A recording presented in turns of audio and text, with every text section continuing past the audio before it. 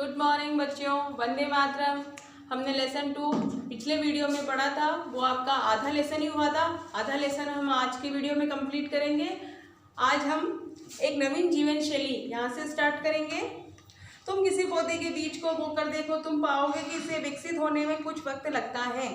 इसमें कुछ महीने, दिन, फिर साल तक लग सकते हैं। इसलिए जब पौधे उगाने लगे तो उनकी देखभाल के लिए उन्हें एक ही जगह पर लंबे समय तक रहना पड़ता है। आप एक पौधे को बोओगे तो आपको लगेगा कि एक पौधा ऐसे एक दिन में तो बड़ा नहीं होगा, उसको एक दिन भी लगेगा, एक महीना भी लगेगा और एक साल भी लगेगा, और हमें उस पौधे की देखभाल भी करनी पड़ेगी। फिर वो एक ही जगह पर लंबे समय तक वहाँ पर हमको रहना भी पड़ेगा, तब जाकर वो पौधा बड़ा होगा, क्योंकि हमें उसकी देखभाल करनी पड़ेगी। इसलिए हमें उस जगह पर काफ़ी लंबे समय तक रहना पड़ेगा। बीज बोने से लेकर फसलों के पकने तक पौधों की सिंचाई करने, खरपतवार हटाने, जानवरों और चिड़ियों से उनकी सुरक्षा करने जैसे बहुत से काम शामिल है। अब पौधा बड़े होने में कौन कौन से काम शामिल है? बीज से लेकर फसलों के पकने तक के सारे काम उसमें शामिल है, जैसे पौधों की सिंचाई करने, खरपतवार हटाने, जानवरों और चिड़ियों से उनकी सुरक्षा करने जैसे बहुत से काम शामिल हैं। कटाई के बाद अनाज का उपयोग बहुत संभल कर करना पड़ता था। अनाज को भोजन और बीज दोनों ही रूपों में बचा कर रखना आवश्यक है। अब अनाज को हम केवल भोजन के रूप में ही नहीं उपयोग कर सकते हैं, उसको हमें कुछ मात्रा में बीज के रूप में भी सुरक्षित रखना पड़ेगा। इसलिए लोगों ने इसके भंडारण की बात सोची। इसलिए लोगों ने क्या सोचा कि हमें इस अनाज का कुछ भाग तो इसको भोजन के रूप में और कुछ भाग इसका बीज के रूप में भंडार करने की आवश्यकता है। बहुत से इलाकों में लोगों ने मिट्टी के बड़े बड़े बर्तन बनाए। फिर उसको भंडार करने के लिए, अनाज को भंडार करने के लिए लोगों ने मिट्टी के बर्तन बनाए, टोकरियां बुनी या जमीन से में खड्डा खोदा। आगे है जानवर चलते फिरते खाद्य भंडार। अब जानवर किस तरीके से चलते फिरते खाद्य भंडार? जानवर बच्चे देते हैं जिनसे उनकी संख्या बढ़ती है। अगर जानवरों की देखभाल की जाए तो उनकी संख्या तो बढ़ती ही है, साथ ही उनसे दूध भी प्राप्त होता है जो भोजन का एक अच्छा स्रोत है। यही नहीं, जानवरों से हमें मांस भी मिलता है। दूसरे शब्दों में पशुपालन भोजन के भंडार का एक तरीका है। आपने जानवर पालते तो जानवर क्या देते हैं? हमें बच्चे देते हैं, जिससे उनकी संख्या बढ़ती है और उनसे हमें दूध भी मिलता है और ये भोजन का एक अच्छा स्रोत है। यही नहीं, जानवरों से हमें क्या मिलता है? और मांस भी मिलता है। कृषकों और पशुपालकों के बारे में प्रश्न मानचित्र 2 पर, ये देखिए आप मानचित्र 2 देखिए आप बच्चों। मानचित्र 2 पर जो है आपको नीले रंग के जो वर्ग दिखाई दे रहे हैं, ये क्या दिखाते हैं? कृषकों और पशुपालकों के होने के साक्ष्य। कहाँ पर कृषक और पशुपालक, किसान और पशुपालक रहते थे? देखो ये बुरझोम के अंदर, मेहरगढ़, कोलिडवा, चिरांद, दाऊजली हेडिंग, और ये आपके हल्लूर ना है कर्नाटक, और आंध्र प्रदेश में पेयमपल्ली, ये इन स्थानों पर क्या है? कृषक और पशुपालक होने के प्रमाण मिले हैं।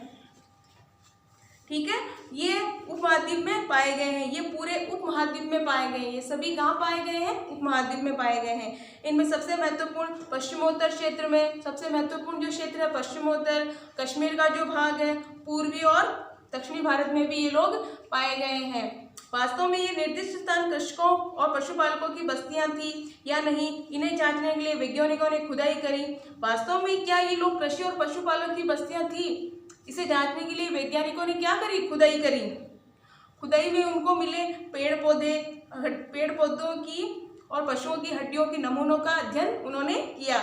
इनमें सबसे रोचक जले हुए अनाज के दानों के अवशेष मिले हैं। इनमें उनको जले हुए अनाज के दानों के अवशेष भी मिले हैं। वैज्ञानिक इन अनाज के दानों की पहचान कर सकते हैं। इस तरह हमें पता चलता है कि इस उपमहाद्वीप में विभिन्न भागों में बहुत सारी फसलें उगाई जाती रही होगी। वैज्ञानिक विभिन्न जानवरों की हड्डियों की भी पहचान कर सकते हैं।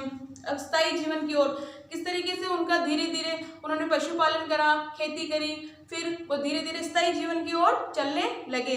पुरातत्वविदों को कुछ पुरास्थलों पर झोपड़ियां और घरों के निशान भी मिले हैं। उनको कौन कौन से?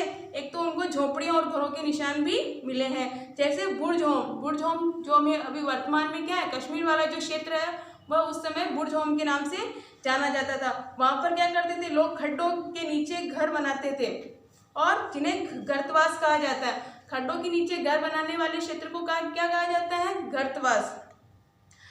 उतरने के लिए सीढ़ियाँ होती थी और इसमें उन्हें ठंड के मौसम में सुरक्षा मिलती थी। वह ऐसी जगह पर अपना आवास बनाते थे जहाँ पर उनको हर मौसम में इनकी सुरक्षा होती थी। पुरातत्वविदों की झोपड़ियों के अंदर और बाहर दोनों ही स्थानों पर आग जलाने की जगह मिली है। उनको झोपड़ियों के अंदर और बाहर दोनों ही जगहों पर क्या मिले हैं? आग जलाने की जगह मिली है। ऐसा लगता है कि लोग मौसम के अनुसार घर के अंदर या बाहर खाना पकाते होंगे। एक गर्तवास, बहुत सारी जगहों से पत्थर के औजार भी मिले हैं। बहुत सारी जगहों पर हमें क्या मिले हैं? पत्थर के औजार भी मिले हैं। इनमें कई ऐसे हैं जो पूरा पाषाण युगीन उपकरणों से भिन्न है, इसलिए इन्हें नवपाषाण युग का माना गया है। इनमें वे औजार भी हैं जिनकी धार को और अधिक पैना करने के लिए उन पर पॉलिश चढ़ाई जाती है। जिनकी और पैना मतलब तीखा करने पर उन पर पॉलिश चढ़ाई जाती है। ओखली और मूसल का प्रयोग अनाज तथा वनस्पतियों से प्राप्त अन्य चीज़ों को पीसने के लिए भी किया जाता है। आज आप सभी जानते हैं कि आज हम अपने घरों में किसका उपयोग करते हैं? ओखली और मूसल का। आप सभी जानते हैं कि वो अनाज पीसने में काम आते थे। उस समय भी ओखली और मूसल का प्रयोग अनाज और वनस्पतियों से प्राप्त अन्य चीज़ों को पीसने के लिए काम में किया जाता था। आज हजारों साल बाद भी ओखली और मूसल का प्रयोग अनाज पीसने के लिए किया जाता है।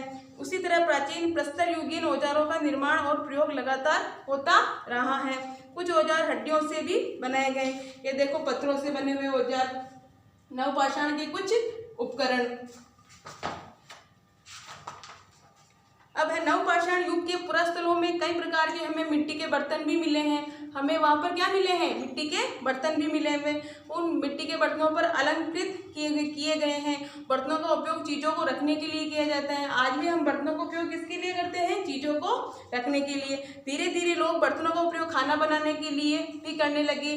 चावल, गेहूँ तथा दलहन जैसे अनाज अब आहार का महत्वपूर्ण हिस्सा बन गए हैं। आज हमारे खाने में भी चावल, गेहूँ और दलहन जैसी आहार सबसे महत्वपूर्ण हिस्सा बन गए हैं। इसके साथ साथ अब लोग कपड़े भी बुनने लगे हैं। इसके साथ साथ वे लोग क्या करने लगे थे?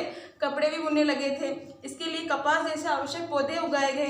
अब कपड़े बुनने के लिए कौन से पौधे की आवश्यकता होती है? कपास की।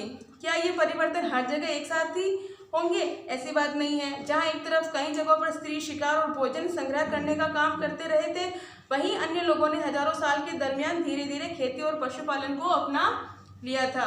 बहुत जगह लोग मौसम के मुताबिक बदल कर अपनी जीविका चलाया करते थे। सूक्ष्म निरीक्षण, मेहरगढ़ में जीवन मृत्यु। मेहरगढ़ ढूंढो मानचित्र में। ये देखिए, आप मानचित्र देखिए बच्चों। इसमें मेहरगढ़ कहाँ है? ये रहा मेहरगढ़। ये कहाँ पर है मेहरगढ़? ईरान जाने वाले सबसे महत्वपूर्ण रास्ते बोलन दर्रे के पास एक हरा भरा समतल क्षेत्र है। कौन सा क्षेत्र है? हरा भरा समतल क्षेत्र है। मेहरगढ़ संभवतः वह स्थान है जहाँ के स्त्री पुरुषों ने इस इलाके में सबसे पहले गेहूं, जौ उगाना और भेड़ बकरियां पालना शुरू किया था। यहाँ विभिन्न प्रकार के जानवरों की हड्डियां भी मिली हैं। इसमें हिरण तथा सूक्ष्म जैसे सुअर जैसे जंगली जानवरों तथा भेड़ बकरियों की हड्डियां भी मिली हैं। मेहरगढ़ में इसके अलावा चौकोर तथा आयताकार घरों के अवशेष भी मिले हैं। प्रत्येक घर में 4 या उससे ज़्यादा कमरे हैं, जिनमें से कुछ संभवतः भंडारण के काम आते होंगे। मृत्यु के बाद भी सामान्यतः मृतक के सगे संबंधी उसके प्रति सम्मान जताते थे। लोगों की आस्था की मृत्यु के बाद भी जीवन होता है, इसलिए कब्रों में मृतक के साथ कुछ सामान भी रखे जाते हैं। मेहरगढ़ में ऐसे कई कब्रें मिली हैं। एक कब्र में एक मृतक के साथ बकरी को भी दफनाया गया है। देखो इस चित्र में एक मृतक के साथ किसको दफनाया गया है? बकरी को भी। संभवतः वो इसलिए करते होंगे कि मृतक के खाने के लिए रखी गई होगी। ठीक है बच्चों, ये लेसन हमारा आज दूसरा कंप्लीट हो गया है। अब आपके इसके नोट्स और क्वेश्चन आंसर आपको भेज दिए जाएंगे। Thank you. नेक्स्ट वीडियो में मिलेंगे। Thank you.